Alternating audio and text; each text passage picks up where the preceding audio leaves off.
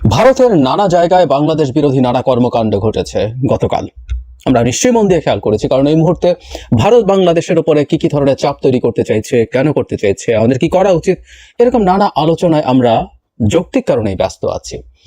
সবচেয়ে উল্লেখযোগ্য ঘটনাটি ছিল নিশ্চয়ই আগরতলা, ত্রিপুরার রাজধানীতে আমাদের সহকারী যে হাই কমিশন, তাতে ভারতের হুজুরপুরা খুব উগ্রবাদী, আতঙ্কবাদী বলে, হিন্দু উগ্রবাদী এবং আতঙ্কবাদীদের হামলা ভাঙচুর হয়েছে, পতাকা পুড়িয়ে ফেলা হয়েছে এবং আমাদের সভরেন জায়গা, একটা হাই কমিশন বা দূতাবাস এরকমই জায়গা, সেই হামলা হয়েছে। সেটা নিয়ে কথা বলেছি ইনস্ট্যান্টলি। এছাড়াও আরো বেশ কয়েকটা ঘটনা হয়েছে, আমরা একত্র করে একটু কথা বলতে চাই। শুধু সেখানেই না, একটা সিনক্রোনাইজড এন্ড সিস্টেম্যাটিক, এই শব্দটা বাংলাদেশের হিন্দুদের ওপরে তথাকথিত অত্যাচার নিয়ে ভারত ব্যবহার করতে চায়, কিন্তু সিস্টেম্যাটিকলি তারা গতকাল অনেক কাজ করেছে। রাদার বাংলাদেশের বিভিন্ন জায়গায় এক ধরনের উস্কানি দেওয়ার জন্য মুম্বাইয়ে বাংলাদেশ উপকমিশনের সামনে বিশ্ব হিন্দু পরিষদের বিক্ষোভ, এখানে তারা অতটা কাছে যেতে পারেনি, ভাঙচুর করতে পারেনি। এছাড়াও ফেনীর বিলোনিয়া সীমান্তে ভারতীয়দের বাংলাদেশ বিরোধী বিক্ষোভ, বিজিবির প্রতিবাদ। সীমান্তের কাছে বেশ কিছু লোকজন একত্র হয়ে তারা উচ্চস্বরে মাইকে আমাদের গালাগাল করে, প্রধান উপদেষ্টা, সরকার, দেশ সবাইকে।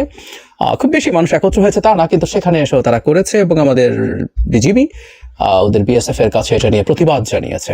নিশ্চয়ই এটাই হওয়ার কথা। এটা শেখ হাসিনার বাংলাদেশ না, একেবারে কৃতদাস কোনো মানসিকতা বাংলাদেশের কোনো সরকারের ভবিষ্যৎ আর থাকা চলবে না। বাংলাদেশে আলু পেঁয়াজ বন্ধ করে দেওয়া হবে, শুভেন্দু অধিকারী, মানে খুব বিষয় না, তিনি বলছেন। একটু যদি দেখি, আজকে সিনেমা ট্রেলার দেখিয়ে গেলাম, বাংলাদেশের হিন্দুদের ওপর অত্যাচার বন্ধ না হলে এবং চিন্ময় কৃষ্ণদাস মুক্তি না পেলে 5 দিন স্থলবন্দর বন্ধ থাকবে। এরপর 2025 সালে লাগাতার বন্ধ করে দেওয়া হবে। আলু পেঁয়াজ কি করে যায় তা আমরা দেখব। এখানে তিনি এমন একটা দাবি জানিয়েছেন যেটা সারপ্রাইজিংলি অনেকের কাছে রেজোনেট করেছে, মমতা ব্যানার্জির কাছে। ওটাই সবচেয়ে বেশি আলোচনার বিষয় ছিল। আমি সেই বিষয়ে আসব, যেটা তিনিও বলেছেন। তারপর তিনি অন্যান্য কথাবার্তা তার চলছে এবং কোনো একটা জায়গায় যেন বলছেন যে কলকাতায় যত আবর্জনা হয় সেটা দিলে বাংলাদেশ নাকি ভেসে যাবে। মানে বাংলাদেশে, মানে কলকাতায় এত আবর্জনা তৈরি হয় কেন আমরা জানি না। যাই হোক, ভারতের করিমগঞ্জে বিক্ষোভকারীদের বাধায় জকিগঞ্জ দিয়ে পণ্য আসা বন্ধ। খেয়াল করি আমরা, বাংলাদেশের সাথে বিভিন্ন বর্ডারে জিনিসগুলো আটকে দেওয়ার কথাবার্তা হচ্ছিল এবং সেই ধরনের পরিস্থিতি তৈরি হয়েছে। ভারতের শ্রীভূমির সীমান্তে সনাতনী ঐক্যমঞ্চ নামের একটি সংগঠনের বাধার মুখে বাংলাদেশের ব্যবসায়ীরা আমদানি করা পণ্য দেশে নিয়ে আসতে পারছেন না। আজ সোমবার সকালে কিছু কমলা সিলেটের জকিগঞ্জ রেল স্টেশন দিয়ে বাংলাদেশ এলেও পরে আন্দোলনকারী সংগঠনটির বাধার মুখে আর কোনো পণ্য আসেনি। এখানে কিছু লোকজন একত্র হয়ে এমনকি বাংলাদেশে ঢোকার চেষ্টা করেছে। এই ধরনের আলোচনা আমরা বিভিন্ন জায়গায় দেখেছি। সবচেয়ে গুরুত্বপূর্ণ যে উক্তিটি, সেটা হচ্ছে, আমরা জানি, সেটা হলো মমতা ব্যানার্জি যা বলেছেন সেটা। মমতা ব্যানার্জি কি বলেছেন আমাদের সামনে এর মধ্যেই এসছে। তিনি শান্তিরক্ষী বাহিনী বাংলাদেশে মোতায়েন করতে চাইছেন, চাইতেই পারেন, কিন্তু চেয়েছেন উনি কি বলেছেন আমি এক্স্যাক্টলি একটু পড়ি।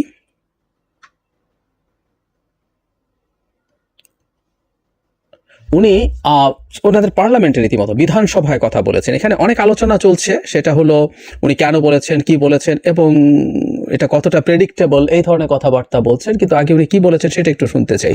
পশ্চিমবঙ্গের মুখ্যমন্ত্রী মমতা বন্দ্যোপাধ্যায় বাংলাদেশের সংখ্যালঘুদের উপর নির্যাতনের প্রসঙ্গে কড়া অবস্থান নিয়েছেন। সোমবার পশ্চিমবঙ্গ বিধানসভায় তিনি বলেছেন, আমাদের প্রস্তাব কেন্দ্র রাষ্ট্রপুঞ্জের কাছে বাংলাদেশের শান্তি সেনা পাঠানোর আর্জি জানাক। এ বিষয়ে লিখিত প্রস্তাবও তিনি কেন্দ্র সরকারকে দেবেন বলে জানিয়েছেন। অনেক কথাবার্তা বলছেন। তিনি বলছেন, গত 10 দিন ধরে দেখছি কেন্দ্রীয় সরকার চুপ করে আছে, তার দল রোজ মিছিল করছে, সীমান্ত বন্ধ করে দেওয়ার হুমকি দিচ্ছে, বলেছে সে খাবার দেবে না। এটা আমাদের এখতিয়ারের মধ্যে পড়ে না। আমরা চাই প্রধানমন্ত্রী বা পররাষ্ট্রমন্ত্রী কথা বলুন, 2 দেশ কথা বলুক, কিছু না হলে কেন্দ্র ভারতীয়দের ফেরাক, আমরা খাবার জোগাতে পারবো। আরো কিছু কথাবার্তা বলেছেন। এটা ইম্পর্টেন্ট না, যেটা জরুরি কথা সেটা হলো তিনি বাংলাদেশে শান্তিরক্ষী বাহিনীর আওয়াজ তুলেছেন। এই ব্যাপারটা নিয়েই কথা বলবো বেশি। এর মধ্যে একটা জিনিস একটু যোগ করে রাখা দরকার, সেটা হলো বাংলাদেশ খুব কঠোর স্টেটমেন্ট দিয়েছে ইয়ে নিয়ে, আমাদের আগরতলায় যে ঘটনা ঘটেছে সেটা নিয়ে, এবং এটাকে পূর্ব পরিকল্পিত বলছেন। ইট ওয়াজ এ ভেরি টাফ স্টেটমেন্ট। আমি এই স্টেটমেন্টটাকে যথেষ্ট সঠিক বলে মনে করি এবং এটাকে পরিকল্পিত না বলার কোনো কারণ নেই। খুবই স্ট্রংলি কন্ডেম করেছেন এবং পূর্ব পরিকল্পিত বলা হয়েছে। কারণ কলকাতার ডেপুটি হাই কমিশনে ঘটনা ঘটার পরও আবার এখানে হলো এবং যথেষ্ট প্রস্তুতি ছিল না, পুলিশ অ্যাকশনে যায়নি, এই সব কথাবার্তা ওখানে বলা আছে। সুতরাং বাংলাদেশের যে অসাধারণ ব্যাপারটা আমরা দীর্ঘদিন থেকে দেখছিলাম, সেই জিনিসটা আবারও দেখা গেল। এটা চমৎকার ব্যাপার। যাই হোক, আসি মমতা ব্যানার্জির কথায়। তিনি কেন বলেছেন বা ভারতের চারপাশে যা হচ্ছে এটার ভবিষ্যৎ আমরা কি দেখব সেটা নিয়ে কথা বলি। মমতা ব্যানার্জি যখন এটা বলছেন, আমি বলছিলাম যে শুভেন্দু যিনি আছেন বিজেপির প্রেসিডেন্ট পশ্চিমবঙ্গের, শুভেন্দুও মমতার এই কথাটাকেই আবার উল্লেখ করছেন। তিনিও চান এখানে জাতিসংঘের শান্তিরক্ষী আসুক। মানে আমরা তাহলে বরং এটা বলাই ভালো যে ভারত এত বড় দেশ, এত পাওয়ারফুল, এত বড় সুপার পাওয়ার, তারাই বাংলাদেশের সৈন্য পাঠাক, তাদের সৈন্য এসে আমাদেরকে একটু সাইজ টাইজ করে দিয়ে যাক। মানে মোদির খাতির আছে, মোদি যে ধরনের সরকার প্রধান, সেই পুতিন তো ইউক্রেনের সৈন্য পাঠিয়েছে, তো ভারত একটু পাঠাক, আমরা একটু দেখি। জাতিসংঘে ডাকতে হবে কেন? আর জাতিসংঘ যদি ডাকতে হয় রাদা ভারতে জাতিসংঘের সৈন্য মোতায়েন হওয়া দরকার।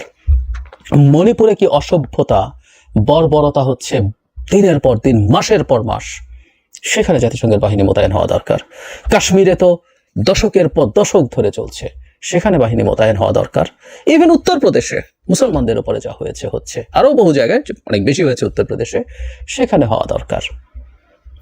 জাতিসংঘের বাহিনী যদি সত্যিকারে যেতে হয়, আমি দেখলাম ফেসবুকে কেউ আবার এটা নিয়ে ফান করে বলছেন, ওখানে সৈন্য যদি মোতায়েন হয়, যেহেতু আমরা জাতিসংঘে অনেক বেশি সৈন্য পাঠাই, আমরাও ওখানে একটু বেশি সৈন্য দিতে প্রস্তুত আছি। জোকস অ্যাপার্ট, ভারতের রাজনীতির, অভ্যন্তরীণ রাজনীতির প্রেক্ষাপটটা বিজেপি ওই জায়গায় নিয়ে গেছে এবং তাদের মিডিয়াকে দিয়ে তারা এমন প্রোপাগ্যান্ডা তৈরি করেছে যে সাধারণ মানুষের মধ্যে বাংলাদেশকে নিয়ে মারাত্মক মিথ্যে পারসেপশন তৈরি হয়েছে।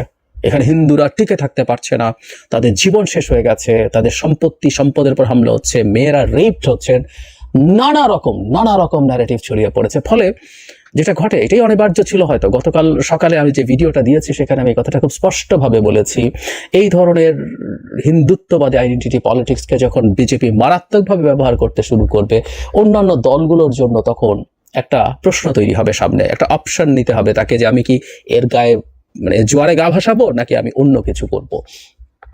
দুঃখজনকভাবে মমতা ব্যানার্জি ওই জোয়ারেই গা ভাসালেন।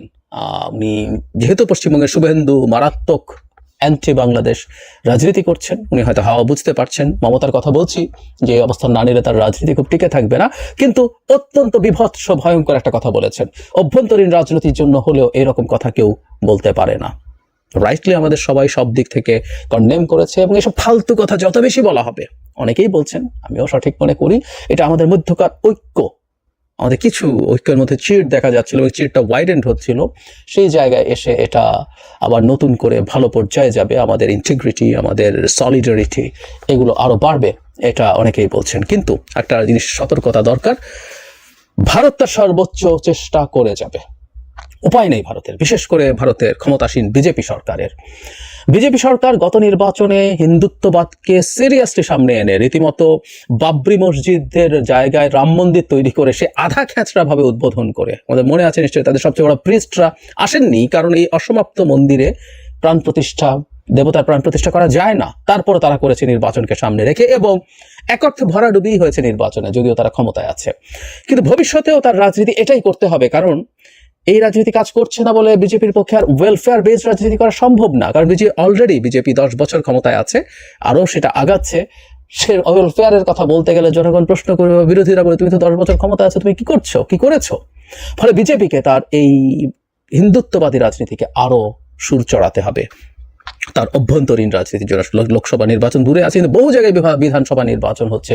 পশ্চিমবঙ্গে সেটা 26 সালে মার্চ এপ্রিলে হবে, খুব বেশি দূরে না। এরকম বিভিন্ন সময় বিভিন্ন দিকে চলতে থাকবে। ফলে হিন্দুদের রক্ষাকর্তা হিসেবে বিজেপি সামনে আসতে চেয়েছে। একটা কথা আমাদের মনে রাখা দরকার, এই টর্চার যত হবে, হিন্দুরা অত্যাচারিত হচ্ছে, হিন্দুরা বিপদগ্রস্ত আছে, সেটা হলেই তার রক্ষাকর্তা হওয়ার প্রশ্ন আসে। সুতরাং মানুষের হিন্দুরা অত্যাচারিত বিপদগ্রস্ত হোক না হোক, তারা ডিসইনফরমেশন দিয়ে সেটা করবে এবং কিছু ঘটনা ঘটিয়ে সেটা এস্টাবলিশ করার চেষ্টা করবে। সুতরাং সামনে এই বয়ানটা আসবে, এভাবে চাপ তৈরি করার মাধ্যমে তার ডোমেস্টিক পলিটিক্স তো ভালো হবেই।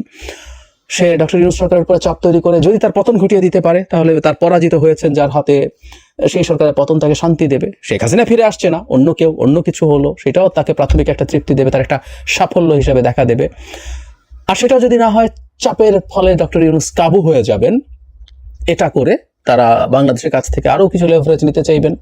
আমরা খেয়াল করছি এই সরকার কিছুদিনের আগেই, দুদিন আগেই সম্ভবত দেখেছি যে তাদের ফাইবার অপটিক কেবলের ট্রানজিট বাংলাদেশের উপর দিয়ে কেবলটা নিয়ে যেতে চেয়েছিল, বাংলাদেশ ডিনাই করেছে। সুতরাং চাপ দিয়ে যদি দুর্বল করে ফেলা যায় তাহলে ডক্টর ইউনূস কমপ্লাই করবেন, অনেক কিছুতে রাজি হবেন, এটা ভাবছেন হয়তো তারা। সর্বোপরি তাদের ইগো, মানে একেবারে ব্যক্তির মতো, তুচ্ছ একজন মানুষের মতো ইগো দ্বারা ড্রেভেন হচ্ছে ভারত। এটা আমরা বহুদিন থেকে দেখছি। তার পতন, শেখ হাসিনার পতনের সাথে তারও পতন হয়েছে, তার ফরেন পলিসির পতন হয়েছে সেই ইগোকে স্যাটিসফাই করার জন্য। সো এই সবগুলো কারণ যদি আমরা একত্র করি তাতে আমরা বুঝি এই ঘটনাগুলোর ইন্টেন্সিটি সামনে বাড়বে। তবে তার ঘটানো ঘটনাগুলো কিন্তু তার জন্য খুব সোজা না। এই যে ভারতের অভ্যন্তরে আমাদের একটা সহকারী হাই কমিশনে হামলা হয়েছে, যেটা একটা সার্বভৌমত্বে আঘাত করার মতো, এটা ভারত যে কতটা উগ্রবাদী দেশ, কতটা মৌলবাদী দেশ, কতটা আতঙ্কবাদী ওরা বলে, সে আতঙ্কবাদী তারা এইটা বলার মতো অস্ত্র আমাদের সামনে চলে এসছে। এত মহাপরাক্রমশালী ভারত প্রিভিয়াসলি একটা ডেপুটি হাই কমিশনে ঝুঁকে তৈরি হওয়ার পরও এখানে নিরাপত্তা দিতে ব্যর্থ হয়েছে। ফলে ভারত হিসেবে, রাষ্ট্র হিসেবে ভারতের ক্যাপেবিলিটিকে এটা প্রশ্ন করে। আর যদি ভারত ইন্টেনশনালি করে থাকে সেটাও ভয়ঙ্কর, মানে তার ইনক্যাপেবিলিটিও প্রবলেম্যাটিক, আর ইচ্ছা করে করেছে এটা আরও ভয়ঙ্কর। সো এরকম ঘটনা যত ভারতের ভিতরে ঘটবে সেটা আমাদের হাতেও বেশ কিছু অস্ত্র তুলে দেবে। এই সময় আমাদের যেটা করতে হবে, সহ্য করতে হবে, ধৈর্য ধরতে হবে, একতাবদ্ধ থাকতে হবে। আমরা সবাই যেন একসাথে থাকি, একতাবদ্ধ থাকি, সরকারের পেছনে থাকি, সরকারকে সমর্থন করি। নিজেদের মধ্যে পাল্টাপাল্টি যেসব অভিযোগ, হুমকি শুরু হয়েছিল, পাল্টা ট্যাগিং, সেগুলো যাতে আপাতত অন্তত আমরা বন্ধ রেখে এই সময়টা লড়াই করার চেষ্টা করি। আমি আগের একটা ভিডিওতে বলেছিলাম শান্ত থাকা। আমরা মিছিল করব, প্রতিবাদ করব, ফেসবুকে লিখবো, সলিডারিটি দেখাবো, কিন্তু জরুরি কথা হচ্ছে আমরা শান্ত থাকবো। আমরা পাল্টা কোনো আক্রমণাত্মক আচরণ, ভারতের কোনো স্থাপনা, ভারতের পতাকাকে পদদলিত করার মতো ঘটনা ঘটেছে, অনেকেই এটাকে আমরা ডিনাউন্স করেছি। এটা অন্যায় হয়েছে, এটা ভুল হয়েছে, আমরা এমন কিছু করব না। এবং অবশ্যই আমাদের হিন্দু ভাই বোনদের প্রতি কোনো রকম হুমকি তৈরি হয়, তাদের ব্যক্তিগত জীবনের ওপরে, তাদের প্রতিষ্ঠানের ওপরে, তাদের উপাসনালয়ের উপরে কোথাও যেন কিছু না হয়, এই সব কিছু আমরা খেয়াল রাখবো। আমরা উচ্চে যাব, আমি বিশ্বাস করি।